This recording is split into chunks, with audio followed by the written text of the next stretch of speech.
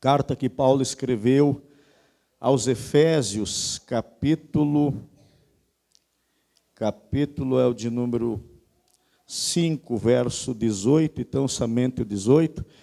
Eu sei que há uma campanha e há um tema para esta campanha, né? Mais do que vencedores, mas no decorrer da mensagem você entenderá por que eu estou ministrando esta palavra aos nossos corações. Você que está a primeira vez, segunda vez, não se assuste, eu sou meio pentecostal, meus irmãos, e crente pentecostal, ele faz barulho, ele dá glória, ele fala língua estranha. Então não se assuste, você que está a primeira, segunda vez, porque eu vou deixar Deus usar, meus irmãos. Amém? Carta que Paulo escreveu aos Efésios, capítulo 5, verso de número 18. A tradução que eu tenho diz assim: E não vos embriagueis com vinho no qual há contenda, mas enchei-vos do Espírito.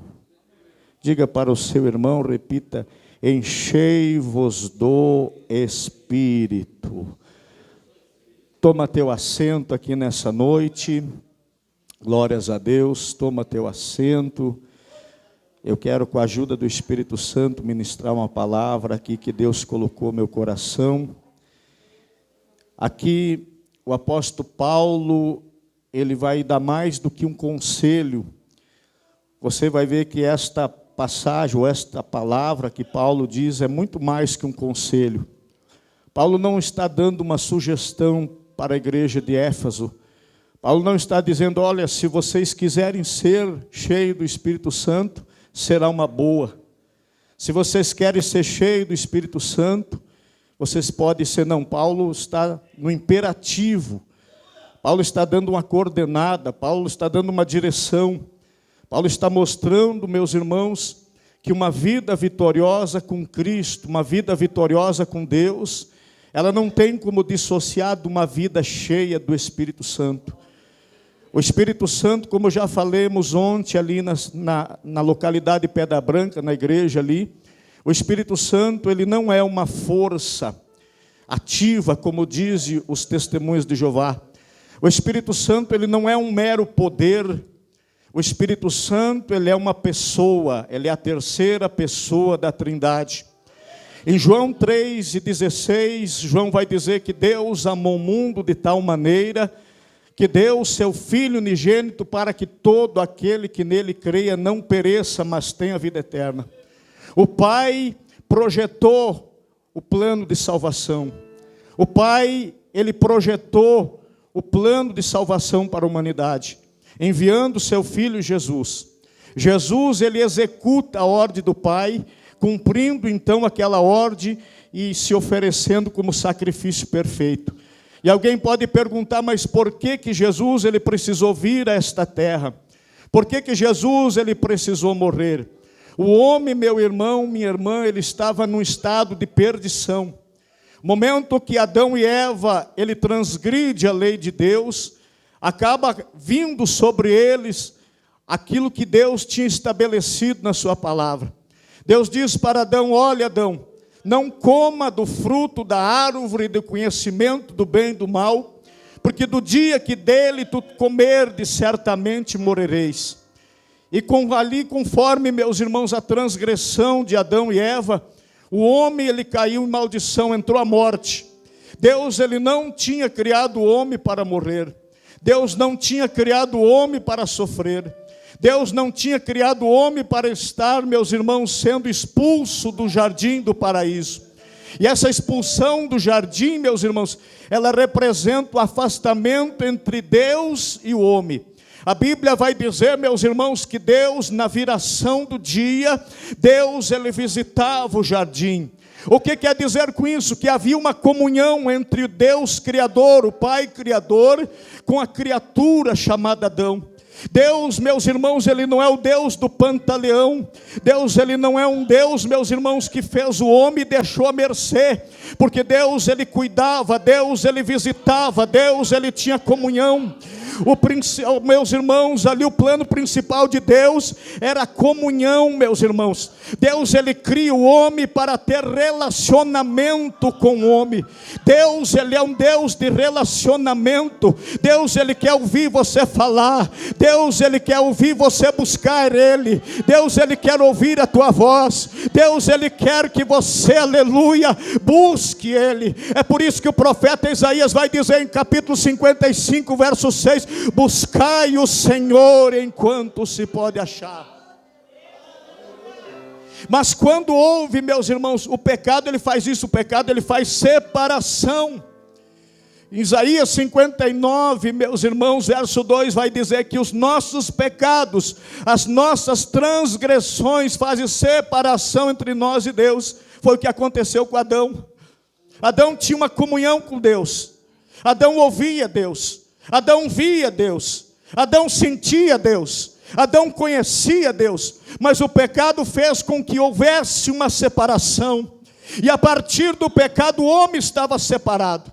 Ele foi expulso do jardim. E é por isso que Paulo, ele vai, meus irmãos, dizer na sua carta aos Romanos, no capítulo 3 e no verso 23, Paulo, ele vai ter um deslumbre da situação do ser humano, dizendo: e todos pecaram, e todos carentes estão destituídos da glória de Deus.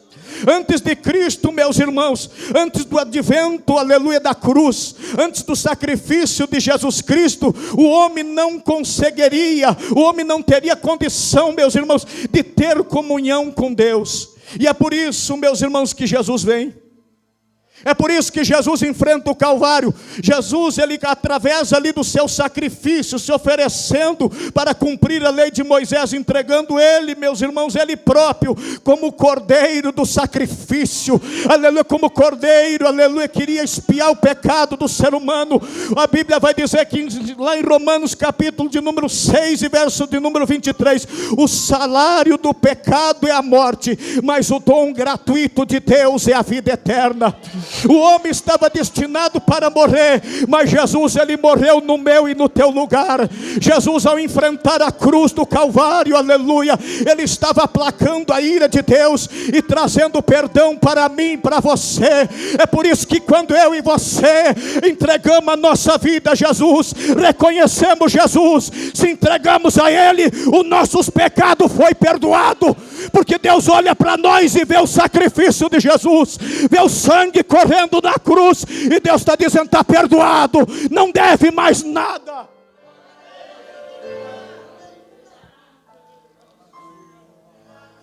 O Pai planeja o plano da salvação, Jesus executa, e aí entra a pessoa do Espírito Santo.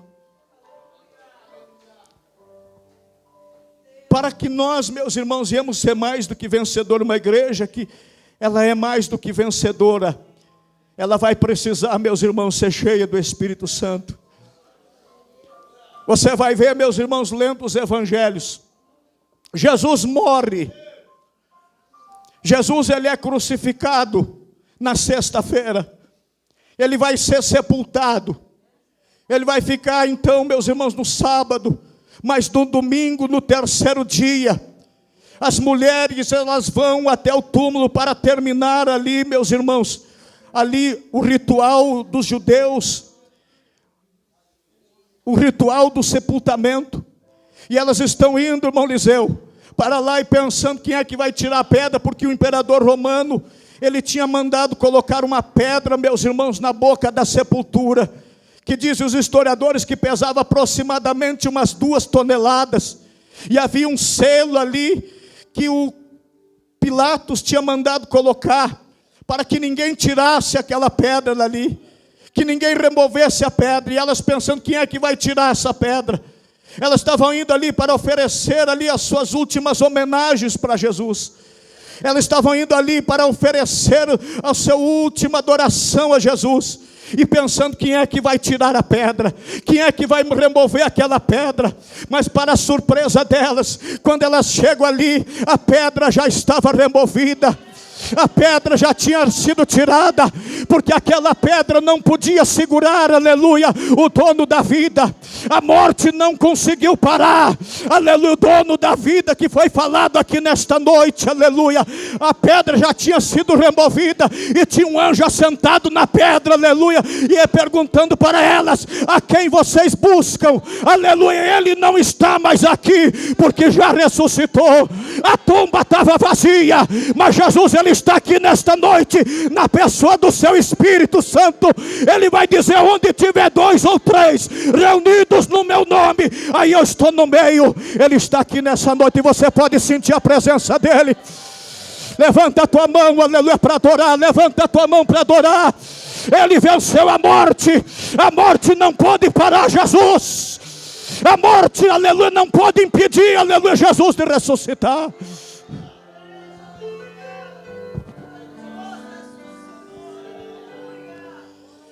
A Bíblia vai dizer que ele vai ficar cerca de 40 dias com seus discípulos depois que ele ressuscitou.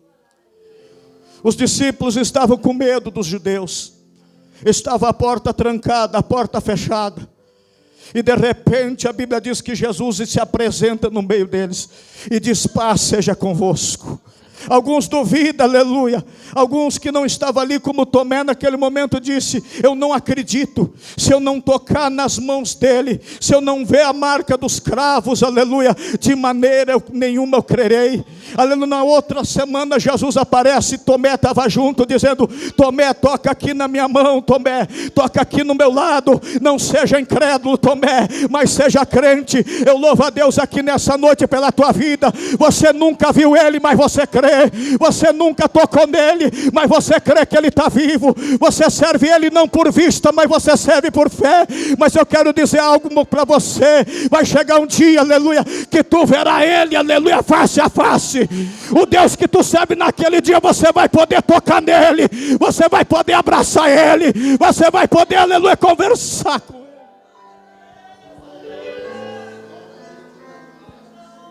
Aleluia. Essa é a esperança de todo salvo, meus irmãos. Esta é a esperança de todo aquele que um dia almeja morar no céu, é conhecer ele. Faz 22 anos que eu sirvo a Jesus, meus irmãos, mas eu não sirvo por vista, eu sirvo por fé. Eu nunca vi ele, mas eu creio que ele existe. Eu nunca, aleluia, consegui, aleluia, tocar fisicamente nele, mas eu já senti a presença dele muitas vezes. Se você veio aqui nessa noite abrir o teu coração, você pode não ver ele, mas você vai sentir a presença dele.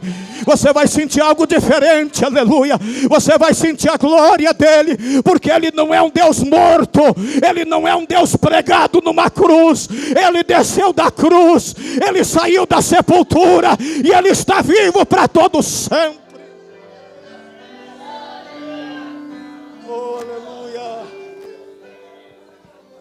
A Bíblia diz que ele fica 40 dias com os discípulos, ensinando acerca do reino de Deus.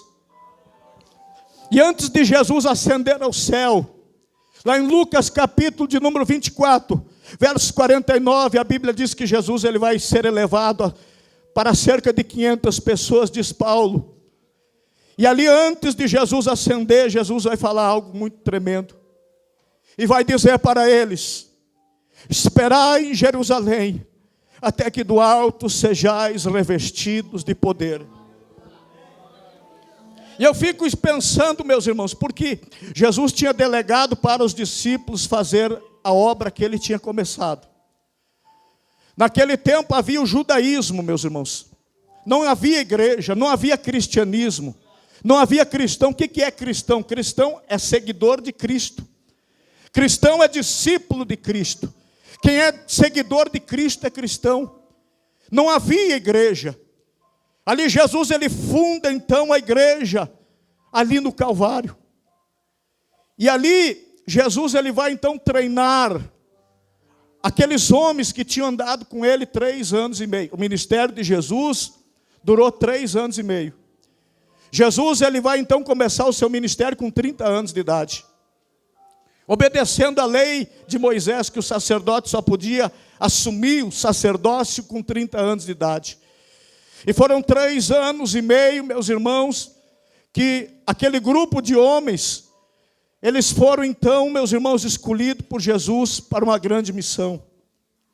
Levar o evangelho, anunciar as boas novas.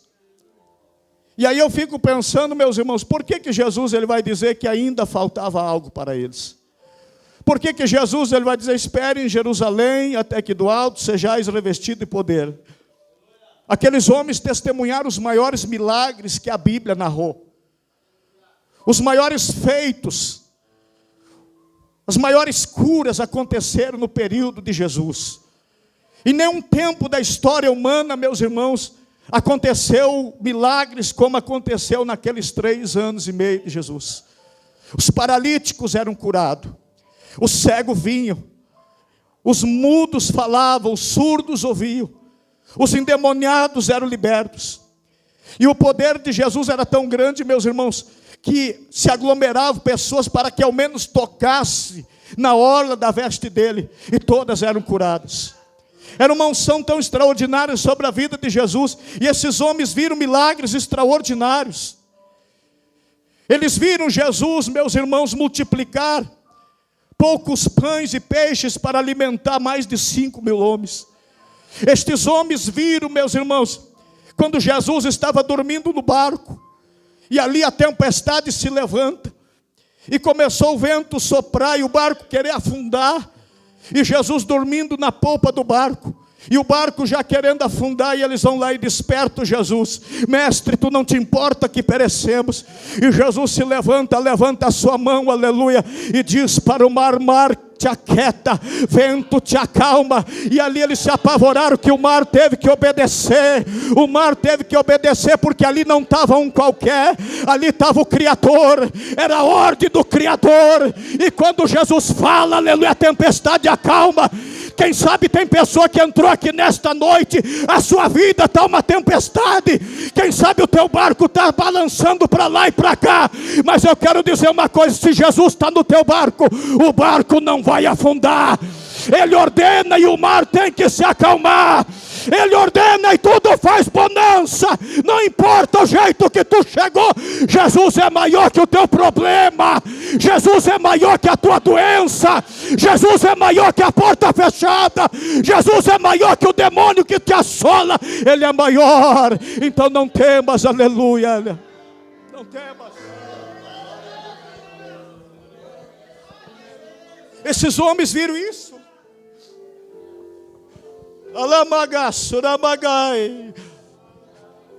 Esses homens viram Jesus ressuscitar morto.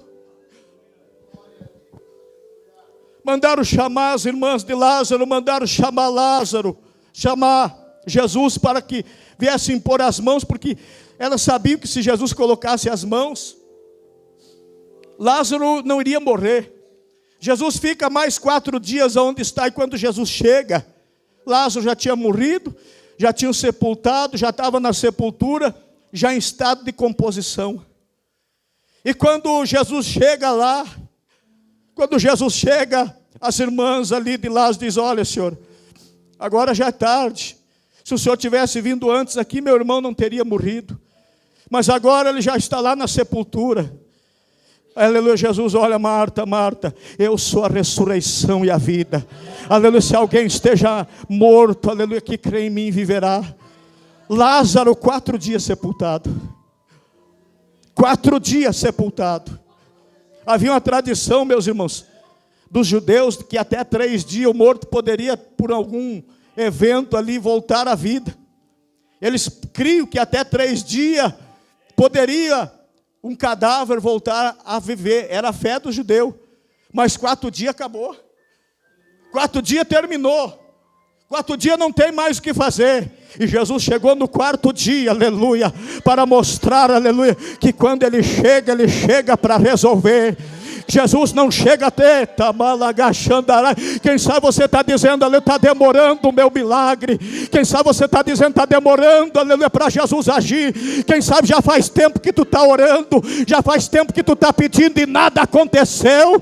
E eu quero te dizer, Jesus não chega atrasado, Ele não chega adiantado também. Aleluia, tem um ditado ali fora que diz que Deus tarda, mas não falha. Não, Deus não tarda.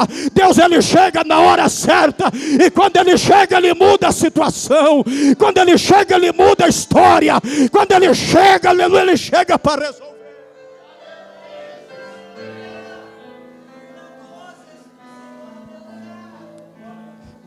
E eles viram Jesus dizer, pode tirar a pedra. Pode tirar a pedra. Mas já cheira mal, Senhor. Não importa, aleluia. Jesus tira a pedra, aleluia. E quando tirar a pedra, Jesus disse, Lázaro, vem para fora, aleluia. Eu acho tão maravilhoso, meus irmãos, que o corpo humano, o sangue coagula, os órgãos paralisam, param de funcionar. Mas quando Jesus disse, aleluia, Lázaro, volta para fora, saia para fora, aleluia, o corpo de Lázaro voltou a funcionar. Aleluia, o corpo paralisado, o sangue coagulado, os órgãos em decomposição, as bactérias já ali trabalhando, aleluia, comendo Lázaro de dentro para fora. Mas quando ali, aleluia, Jesus dá ordem, Lázaro teve que voltar, porque ali estava o dono da vida. Quando a vida chega, a morte tem que sair. Quando Jesus chega, aleluia, o diabo tem que bater em retirada. Quando Jesus chega, o problema tem que sair, porque Ele é o dono da vida. Aleluia, Jesus está levando para o outro lado, meus irmãos. Não era essa a mensagem. E eles viram tudo isso. Eles tiveram o privilégio de ver todos esses milagres. Eles tiveram o privilégio de ver Jesus caminhar sobre as águas. Eles tiveram o privilégio de ver Jesus acalmar a tempestade. Eles tiveram. E eu imagino, meus irmãos, que toda aquela experiência dos testemunhos tinha fornecido a eles a condição deles dar sequência ao Evangelho. Era esse o propósito da escolha dos 12. Jesus escolheu eles para levar adiante o Evangelho que Jesus tinha começado. As boas novas que Jesus tinha inaugurado. E Jesus, Ele vai dizer para eles, espera, vocês ainda não estão prontos. Vocês ainda não estão preparados. Vocês ainda precisam algo mais. Vocês já ouviram a palavra. Vocês já têm experiência. Vocês já andaram comigo 3 anos e meio. Vocês já viram os milagres. Vocês já têm testemunho para contar. Mas ainda precisa algo. Espera, ainda vocês estão precisando.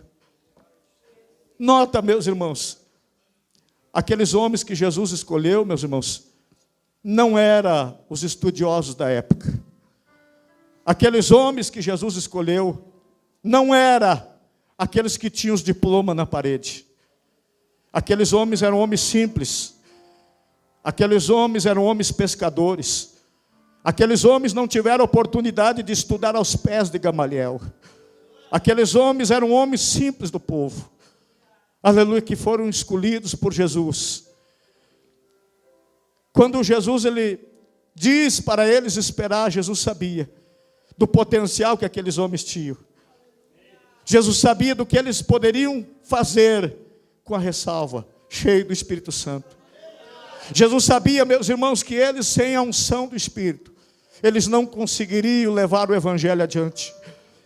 Jesus sabia que a igreja não passaria, meus irmãos, de 10, 20, 30 anos, e seria apenas um movimento que teria acabado. Seria um movimento que seria suprimido pela opressão romana naquele tempo, o imperador romano, Jerusalém, Israel estava sob o domínio de Roma. E os romanos eram implacáveis, tinham o melhor exército, tinham as melhores estruturas. E eles, meus irmãos, não teriam deixado o Evangelho, tanto é que eles tentaram impedir de todas as formas o crescimento do Evangelho. Mas você sabe por que o Evangelho cresceu? E eu acho tão tremendo isso, meus irmãos, que o evangelho cresceu não foi com homens poderosos, o evangelho cresceu não foi com homens importantes da época, o evangelho cresceu na boca de homens simples, na boca de pescadores, na boca de pessoas comuns, aleluia, que não tinham capacidade nenhuma humanamente falando, mas aqueles homens aceitam, aleluia, ali a ordem de Jesus e esperam em Jerusalém. 10 dias se passam, aleluia, eles no cenáculo reunidos, esperando, aleluia, a promessa, porque havia uma promessa, aleluia, que Deus iria derramar do seu Espírito Santo. E aí nós vamos falar: enchei-vos do Espírito, aleluia. Eles ficam 10 dias no cenáculo orando e buscando a promessa. E quando vai dar os 40, 50 dias, 10 dias depois que Jesus sobe, aleluia, no dia do Pentecoste, eles estavam reunidos ali, aleluia, cerca das 3 horas, no horário dos judeus, às 9 horas da manhã. Quando de repente, meus irmãos, a Bíblia vai dizer que eles ouviram um som como um vento impetuoso, encheu toda a casa. E foram vistas por eles, aleluia, línguas repartidas de fogo, que pousaram sobre a cabeça deles, aleluia. E o médico Lucas vai dizer que todos foram cheios do Espírito Santo e começaram a falar em línguas, conforme o Espírito Santo concedia que falasse. Ei, a igreja, ela começou no Pentecoste, a igreja começou cheia do Espírito Santo, a igreja começou no poder de Deus. O evangelho é poder de Deus, aleluia, evangelho é poder de Deus, o evangelho é poder de Deus para a salvação de todo aquele que crê, aleluia.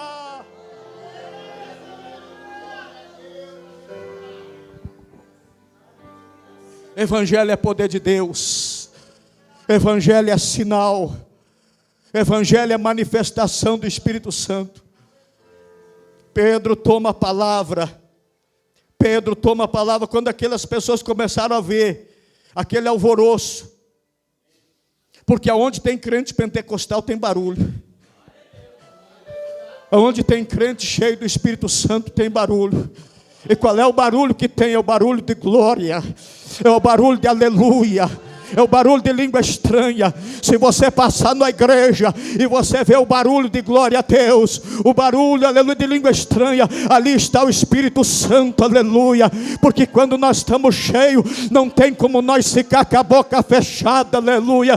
Crente cheio do Espírito Santo vem para a igreja para adorar, crente cheio do Espírito Santo vem para a igreja da glória, misturada com aleluia, aleluia. Porque o céu, meu irmão, não vai imaginar que o céu é um lugar calmo.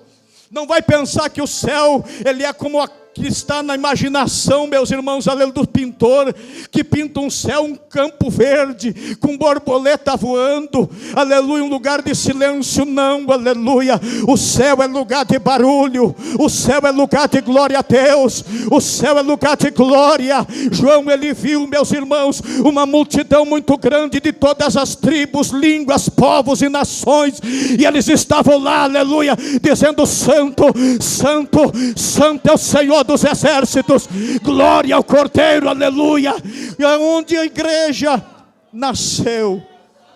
No dia de Pentecoste.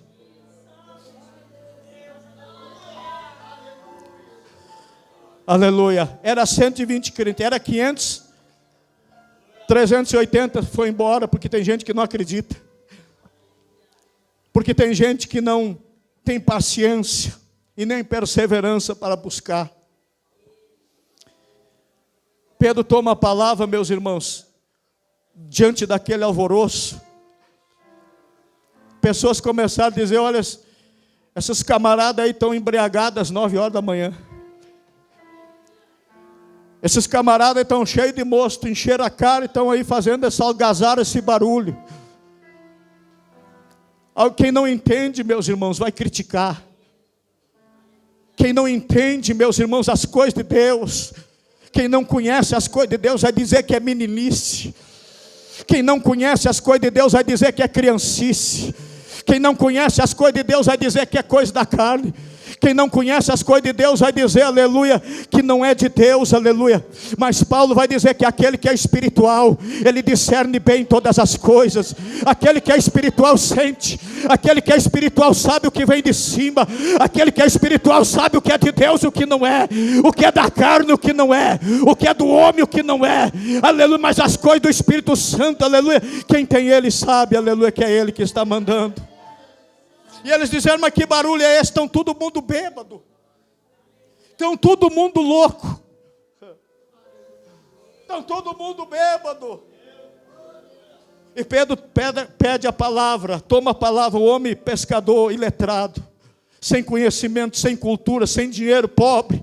Aleluia, ele pega a oportunidade da palavra e diz, varões, irmãos, não vai pensar que esses homens estão embriagados às 9 horas da manhã, mas o que aconteceu aqui nessa manhã é cumprimento da promessa. Deus prometeu que ele iria derramar. Deus prometeu, Deus prometeu que ele ia fazer isso. Isso é promessa, aleluia. É promessa de Deus que nos últimos dias Deus derramaria do seu Espírito. E a igreja cresceu. Pedro, na primeira pregação, 3.000 almas.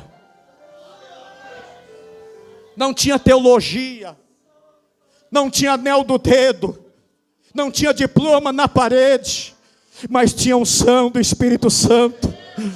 Aleluia, não tinha conhecimento humano, mas tinha a graça de Deus. Ei, o que a igreja precisa é graça. O que nós precisamos é unção, aleluia. Pedro numa só pregação ganhou 3.000 almas. Hoje tem 3.000 pregação e não ganha uma alma. O que é isso? Aleluia, está faltando graça, está sobrando conhecimento, está faltando graça, está faltando Espírito Santo, porque é Ele que convence o homem do pecado, do juízo, aleluia. É Ele, é o Espírito Santo. Alabash. Perseguir a igreja, prendiam a igreja, açoitavam os homens. Tinha naquela época o Coliseu Romano, que era o lugar onde o imperador ia, meus irmãos, para fazer eventos esportivos. Era muito comum soldados se degladiarem até a morte. E ali, meus irmãos, quando o evangelho começou a crescer, e aqueles homens começaram a incomodar, porque quando o evangelho cresce, alguém se incomoda. Quando o evangelho cresce, alguém não gosta. Quando o evangelho, aleluia, ele avança, tem alguém que vai tentar impedir. Satanás vai tentar impedir.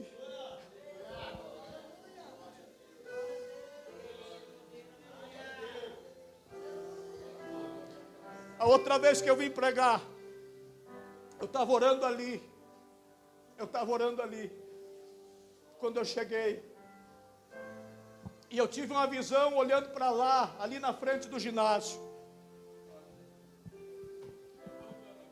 Eu vi 2 serpentes no tamanho do ginásio.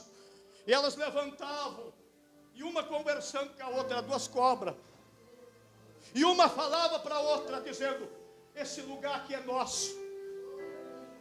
Esse lugar aqui está dominado. E uma dizia para a outra: esse lugar é nosso, aleluia. Mas o que Satanás não sabe, aleluia, é que aonde Jesus está, aleluia, ele tem que bater em retirada. O que ele não sabe, aleluia, é que aonde tiver homens de Deus, aleluia, onde tiver mulheres de Deus, onde tiver homem cheio do Espírito Santo, o diabo tem que arrumar as bagagens, o diabo tem que arrumar as trouxas, aleluia.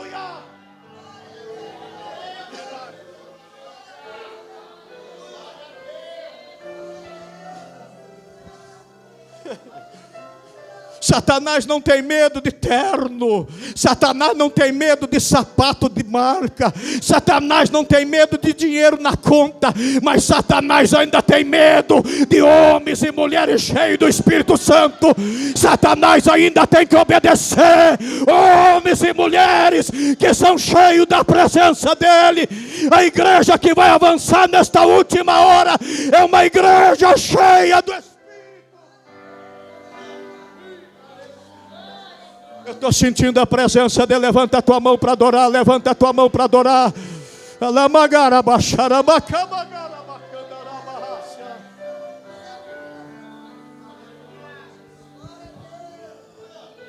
O Império Romano não parou a igreja. Eles pegavam os crentes, meus irmãos, e diziam: tu nega Jesus, nega esse teu Deus, ou tu vai para a arena. Tem um livro chamado Os Mártires do Coliseu. É história isso. Famílias inteiras, eles eram presos num local que morriam por causa da sua fé. Eles ouviam o rugido dos leões. O rugido do leão se ouve a 5 quilômetros de distância. Havia vários leões, tigres. E às vezes eles deixavam aqueles animais 5 dias sem comer. Estava lá os cristãos.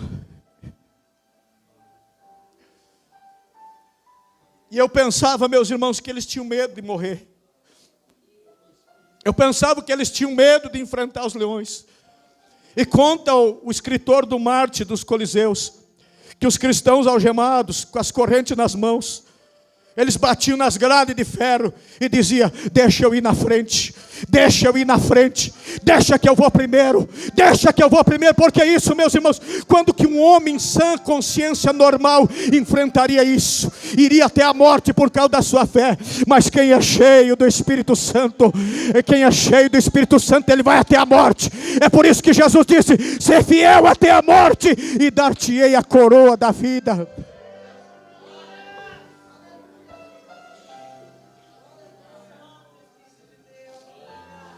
O evangelho verdadeiro, meus irmãos, o evangelho verdadeiro tem o poder de libertar o ser humano do pecado e transformar a vida dele. O evangelho verdadeiro liberta da droga. O evangelho verdadeiro, meus irmãos, faz o que o sistema público não pode fazer. Quando o ser humano ele cai no delito, no crime, e se leva para a penitenciária, o projeto inicial da penitenciária é a ressocialização. É para que ele saísse de lá e voltasse para a sociedade e tivesse apto a ser um cidadão. Mas você vai ver que às vezes a pessoa ela vai amador e volta profissional. Porque o sistema humano não consegue fazer o que só Deus pode fazer. Agora o evangelho, meus irmãos, quando Jesus ele entra verdadeiramente na vida do ser humano, quando a pessoa realmente aceita Jesus, ele pode ser o pior delinquente, ele pode ser o pior homicida, ele pode ser um trapo de imundícia, mas quando ele aceita Jesus, aleluia, se ele realmente aceita Jesus, ele vai ser transformado. Em 2 Coríntios 5,17, Paulo diz: se alguém está em Cristo, nova criatura é. Podia estar bêbado na sarjeta, podia estar na droga, podia estar na prostituição, mas quando Jesus entra, Jesus muda.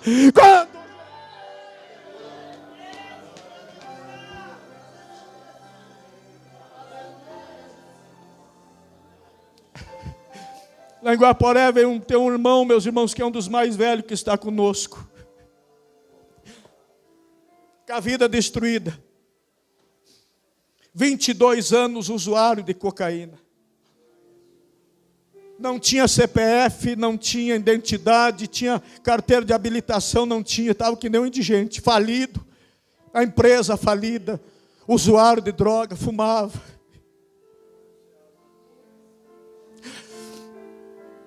Veio para a igreja, e um dia nós estamos orando no monte ali, nós estamos orando no monte, a glória de Deus toma conta.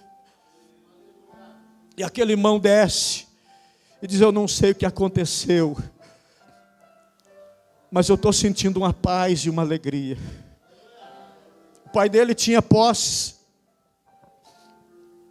tinha colocado ele em várias clínicas. Há mais de 20 anos atrás, a diária de uma clínica era R$ 1.500. Ele fica 40 dias Na clínica, a primeira coisa que ele saiu foi usar droga. Mas lá naquele dia no monte, Jesus visitou aquele homem. Aleluia, largou a droga, largou o cigarro, largou a cachaça, largou as coisas erradas, aleluia, e hoje é empresário lá na cidade de Nova Prata, aleluia, é isso que Jesus faz. Não podia ter filho, ele tinha um problema de saúde, ele não podia ter filho, a esposa dele não podia ter filho, Jesus deu um filho para ele, aleluia, porque Jesus ele faz a obra completa, ei, Jesus ele tem o poder de mudar a história. Vamos se colocar de pé, meus irmãos, as horas passaram. A mensagem era outra, eu não sei por que Deus me levou para esse lado.